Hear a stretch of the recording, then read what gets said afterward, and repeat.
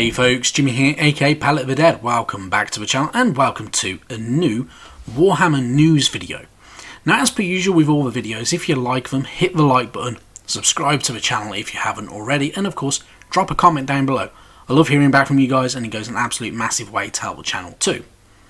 Now, with this video, of course, I'm going to go through some of the breakdown and some updates to do with Warhammer. Now, of course, it is Warhammer Day today, so 30th of October is Warhammer Day for pretty much everywhere in the world, and they've revealed a lot of cool stuff. But before we get into reveals, if you haven't got them already, if you're into your Warhammer 40k, there is an exclusive model on gamesworkshop.com, which is the Primaris Lieutenant with Storm Shield. It's £21 in the UK. It's only available online. If you want it, get it. It's only available, I think, for 9 days, if I remember rightly. Really good looking model, but yeah, pretty cool kit. If you're more based in the mortal realms, like myself, and you like your vampires, there is Anasta Malkorian, the Vampire Lord. Now, this model is available in Warhammer stores and on gamesworkshop.com. Really cool looking model. Has two different builds to it, one holding a baby dragon, one pointing.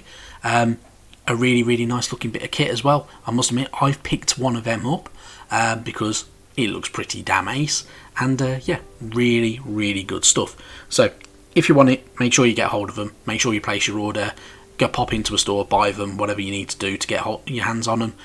Scalpers will be after them, and these will probably sell for more than what they currently are selling for officially later on. So yeah, make sure you get yours and don't get scalped.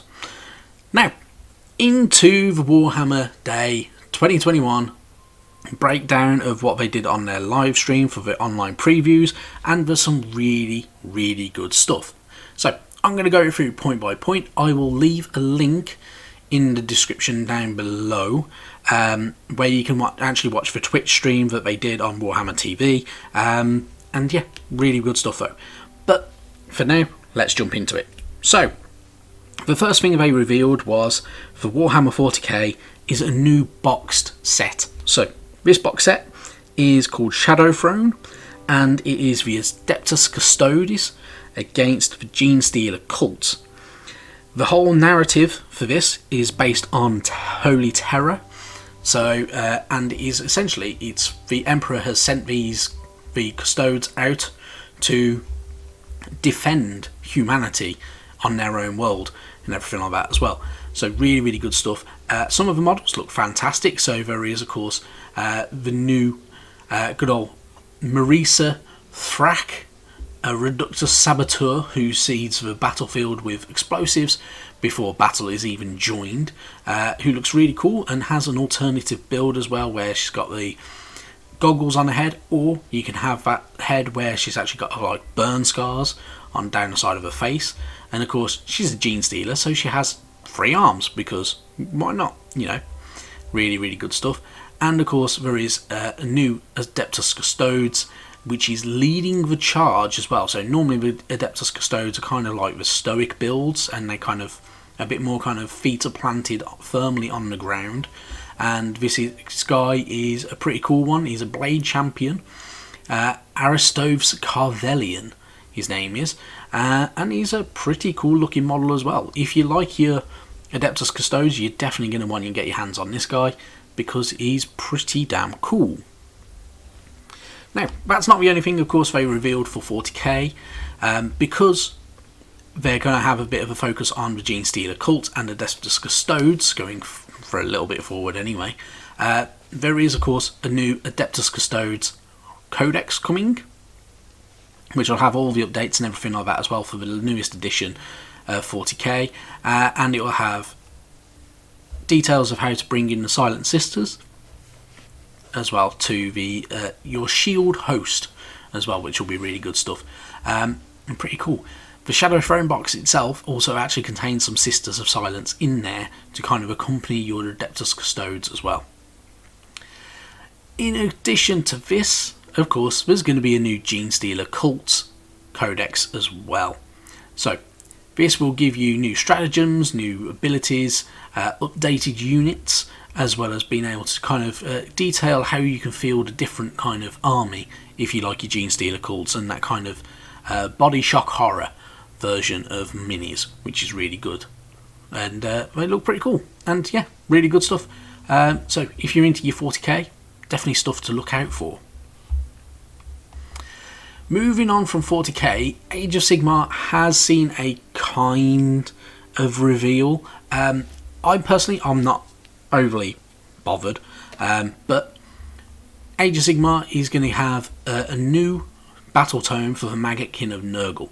So apparently it's been over 3 years since the last Battletome of Maggotkin of Nurgle. So this one updates everything. So bringing it all in line with the third edition of Age of Sigmar. And there are going to be some new Nurgle models coming at some point as well. They've only kind of revealed one properly, which is a new Sorcerer of a Fly.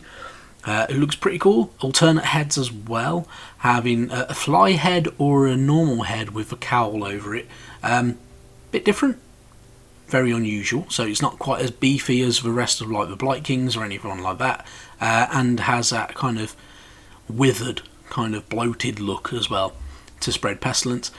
The Battletome itself is going to detail how Nurgle's going to work in the newest Age of Sigmar kind of setting, including the fact that they're going to have disease as well. So they are going to be able to have kind of, if you're in very close kind of range on the battlefield with the Nurgle followers of Nurgle, you have a chance of becoming diseased. This disease will eventually roll into kind of giving you mortal wounds over turns as well. So even if you've killed the Nurgle that you're facing, that model can still end up taking some mortal wounds over time as well. So it's going to be a case of making sure that you're keeping track of everything and really paying attention to who's who and what's happened to each person. But really good stuff. I say new models, which will be really good stuff to see, and yeah, can't wait to see. Moving on from there, they revealed some Blood Bowl stuff. Now, I'm a big fan of Blood Bowl. I really like Blood Bowl. I think it's pretty damn cool. I love the teams, and for this one, they've decided to kind of reveal Dungeon Bowl. So Dungeon Bowl apparently came out a long time ago, and it was an alternate way of playing Blood Bowl. So it was essentially a dungeon crawler that is also a Blood Bowl game. So you use smaller teams, and you have a pretty damn good way of playing it. So pretty unusual, but I'm kind of looking forward to this, and I might have to pick this up myself. So Dungeon Bowl is the game of subterranean Blood Bowl mayhem. It looks really quite fun. So it works like kind of the average kind of, say, like Warhammer Quest or anything like that. So you will actually have your teams. The ball is somewhere in the dungeon. So it is in essentially one of the chests that you will have dotted around. And your task is to find the ball and then go and score goals. Simple as that. The teams themselves are different as well. So you're not going to be playing your average Blood Bowl team or anything like that. You are going to be playing as one of the colleges of wizardry. So one of the good old magic colleges. So with this, we have the starter set apparently is coming with the College of Shadows, which is Skaven and Dark Elves as a team, which is an unusual combination, but they are of course all sneaky buggers. So they are going to be very happy to sneak around and be a bit crafty and a little bit stealthy and quick. And then you have the biggest, brutish, hard-hitting team of the College of Fire, which includes a couple of ogres, a few dwarves, and then some grots as well. Some good old little goblins accompanying them. Different, very different, but really cool. The only thing that I'm finding is it's a kind of a shame that it's the same sculpts from regular Blood Bowl, but I do like the idea of having these mishmash teams that you're going to be playing as, which could be really good fun. Now in the box as well, there are going to be a couple of other bits of pieces. So there are going to be chests, which some of them are going to include some loot, and then one will include ball, and you will also have these little kind of like portals as well, that will be able to tweak and get you around the board a little bit quicker. And then all these different tiles as well, so it'll be laid out in a different way. You'll have all these different kind of like hallway choke points, that if you are the heavier hitting team, you could always use them areas to block and stop people from getting through and stop passage of play as well, and kind of defend your end zone if you wish to as well. And then the rest of the game plays like a standard game of Blood Bowl apparently as well, so it is all very much, you can incapacitate your opponents, or you can just try and sneak around and score goals. Entirely up to you how you want to do it, but really good stuff. And yeah, I'm looking forward to getting this one, and I'm definitely going to be keeping my eye out to see when this is actually going to land, which will be good fun. After that though, they showed off the new Warcry box set that they're bringing out, which is called Red Harvest. So this is of course all set in the 8 Peaks, which is a really cool place to be apparently, and it is of course the realm of chaos. So Red Harvest is set in the shadow of Varanspire, which is Archaon's monolithic fortress at the centre of the 8 realms. In the tormented plains that stretch out around it, the realmstone Varanite is mined by hordes of enslaved mortals. The Varanite itself is a mutagen, and can mutate upon touch. And this box set actually looks really cool. So it has 2 new warbands, so if you like your Warcry, you've got 2 new warbands to go with it.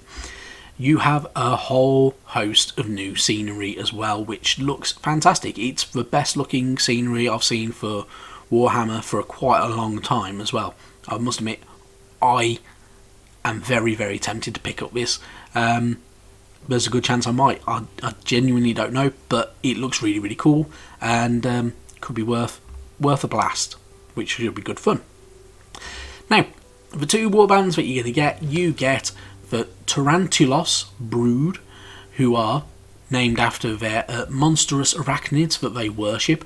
They have mutations where they have, like for instance the main character from it, who has 2 extra arms and that kind of spider mask, and they all have these spider masks which look really grim. I'm not a fan of spiders, but they look pretty cool minis, and yeah, something a bit different which looks really quite fun. And they're all to do with utilising the power of spiders. A lot of the models have spider bites on them and look like they've been bitten by spiders, which looks pretty cool and pretty gnarly, and very different. Very unusual and very different. Going up against them though are the muscular, leather-strapped Dark Oath Savagers, who are pretty damn cool. Now I like these guys. These look like barbarians. So you think of like characters like Conan and stuff like that when I see these guys. That's what they remind me of. So they look pretty cool. So of course we've had some Dark Oath before in one of the other warbands for good old Warhammer Underworlds, and these fit in perfectly. So all leather, bit of bare flesh, not much in the way of sorcery apart from the sorcerer who has no eyes but is yet holding one giant eye in her hand, which is quite possibly been plucked from a random monster that's in the 8 Peaks, which is really cool. But really good stuff.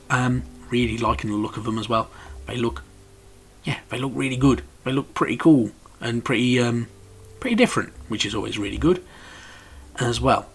Now, apart from all the other scenery, they did kind of show, and I haven't got a picture of it at the moment, that there is going to be spider kind of creatures that you're going to be able to have in your games of Warcry, which will be very different.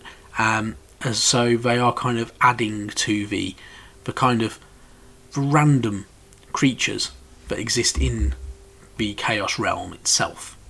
But really good, and definitely genuinely something I'm kind of looking forward to seeing and a bit more of, and kind of getting a bit of an understanding of as well. So pretty damn good.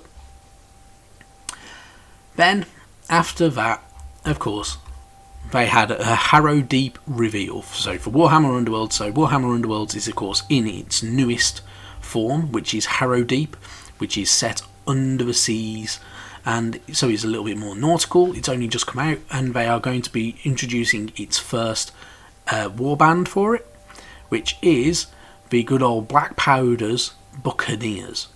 So this is a pretty cool looking good old warband. So pretty much all the warbands have been really good, and this one looks really pretty cool as well. So you've got a pretty cool ogre as your leader of the warband, so he is your heavy hitter and your damage dealer. Then you have a follower who is a kind of like a grot with a peg leg, who looks pretty cool, and there is also a parrot follower. Apparently the parrot can only follow and support attacks, but can't make direct attacks itself. And there is another grot with his kind of little grapnel or anchor on a rope, and a monkey with a knife being held by its tail, which yeah, that I think most people are more excited by that than they were of the crab from the good old Deepkin range one. But really, really good stuff. I really like it. It looks pretty damn cool. Now, with this guy, he is a pretty big brutish ogre, carrying a big, massive cleaver, which looks kind of like a cleaver and half like a cutlass. He has that long kind of pirate style coat, and he's also carrying a kind of a handgun as well, or what looks like a handgun in his hands. Now, this handgun does actually remind most people of the Thunderer's double barrel rifle from the Caradron Overlords range. And yeah, it does. It looks genuinely just like one. So chances are it's been reappropriated by him after he's probably smashed one of them to bits. And yeah, he's decided to wander around with using it. Now, the thing with these guys as well, they have a unique ability that when they kill, you can also loot. So you would loot using your big ogre here, good old Black Powder himself, to be able to reload that weapon as well. And the others can loot, and they can find gold, they can find trinkets and bits and pieces. So it adds to their unique abilities, which will be good fun. Now, I quite like the warbands. They look really, really good. They always have a unique look to them, and they always have a pretty cool look. And yeah, this one's no different. It looks really, really good fun, and I'm definitely looking forward to getting my hands on it. And then, kind of last but not quite last, they revealed for Horus Heresy. If you love your Horus Heresy, there is a new Primarch, a mini coming out, which is a really, really cool looking mini. I like this guy, and I'm not into Horus Heresy. So this is Jagatai Khan, the Primarch of the White Scars, and he looks epic. He has an awesome blade that he's carrying. He has very ornate looking armour, a fantastic sculpt, definitely one of the best sculpts I think I've ever seen from a Warhammer model, and I can imagine this one's going to be a pricey bugger, but really, really good stuff. I really, really like it. Apparently with good old Jagatai Khan, he is one of the characters in the book, The Horus Heresy, Siege of Terror, Warhawk as well, which is available in some shops, including good old Warhammer stores. It's available online, and it is also, if you want it, available in good old game as well, in some of the game stores that sell Warhammer stuff. I've seen it in there, in my local one. So, pretty different, pretty cool, but yeah, really good stuff. So, that is really, really good stuff. Now, there is only one other thing that they did kind of say, and that is that there will be, well, from the looks of it, I'm guessing there will be a Christmas mini that will be exclusive for around Christmas. So kind of like a couple of years ago they did the Red Gobbo, who was a pretty cool orc with his sack of presents or hand grenades, and other bits and pieces that came with him, which was a really cool mini. Last year they did Jakob Bugmanson, which was the Caradron Overlord with a barrel of beer on his back and a stein of beer in his hands, which was really, really good. And this year there's another one coming Don't know quite what it is, but from the little video that they had, it did look kind of like it's going to be a goblin on a squig. So is it the red gobbo again? Who knows? But really kind of looking forward to it, and I do like them Christmas models. I've got both of the last two, and this one I'll definitely pick up as well. And yeah, that is generally it. So what did you think of the reveals? I thought there was some really good stuff. Some stuff I'm not too fussed about. I'm not too fussed about the good old 40k bits because I'm not into them particular bits and pieces, but I can understand what people do like out of it. So I'm only just getting into 40k, so I'm not too fussed about the Gene Stealer cults. Do like the look of the Adeptus Custodes, being big, beefy, armoured, golden boys, but you know, it's probably a little bit too much gold for my liking. But really cool. I'm quite looking forward to it. I'm looking forward to the new Dungeon Bowl. I'm looking forward to the new good old Black Powder's Buccaneers. They should be really good. And maybe even the Warcry stuff.